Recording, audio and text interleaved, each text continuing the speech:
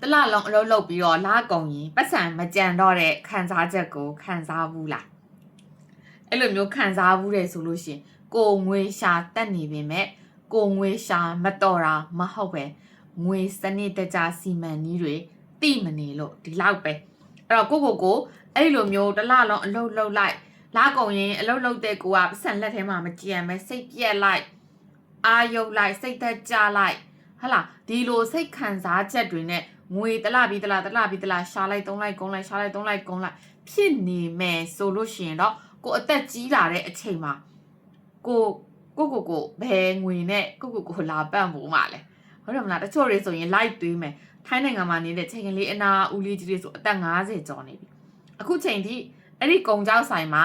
တာမန်ဝန်တန်းဘဝနဲ့စံနေတဲနေတော့ရေတွေတဲနေတော့ချိန်ကလေးဒီလိုမျိုးရေအကတ်လိုက်မှာရင်ငါးထက်အပေါ်ကိုလှမ်းထမ်းပြီးတော့ပို့ပေးရတာသူတို့ကအဲ့တော့ဘာကြောင့်လဲဆိုတော့အသက်ငယ်စဉ်အချိန်မှာကတည်းကနေရှာလို့ရတဲ့ငွေကိုစနစ်တကျ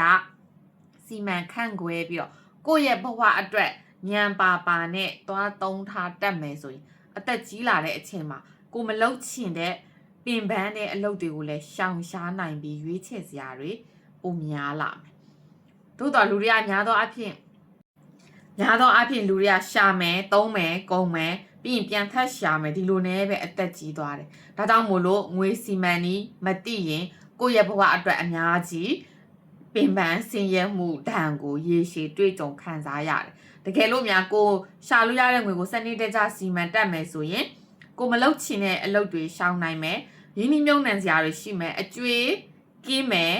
ကိုယ့်လက်ထဲမှာငွေမြဲပြီးတော့ကိုယ့်ရဲ့ဘဝအတွက်ရွေးချယ်နိုင်စွမ်းအားတွေပိုများပြီးလွတ်လပ်ပေါ့ပါစိတ်ချမ်းသာတဲ့ဘဝကိုတည်ဆောက်နိုင်မယ်ကိုယ့်အတွက်ငွေစီမံနည်းတွေလိုအပ်နေတဲ့ဆိုလို့ရှိရင်တော့ချိန်ကလေးရဲ့ငွေစီမံနည်းတင်နန်းတွေကိုဝင်လာလို့ရတယ်ချိန်ကလေးရဲ့ငွေစီမံနည်းတင်နန်းတွေမှာငွေစုနိုင်စွမ်းအားရှိဖို့ mindset တွေကိုပြောင်းပေးနိုင်တဲ့အပြင်ငွေစနစ်တကျစီမံနည်းခန့်ခွဲနည်းကိုယ့်ရဲ့ငွေကိုအလေအလွင့်နဲ့အောင်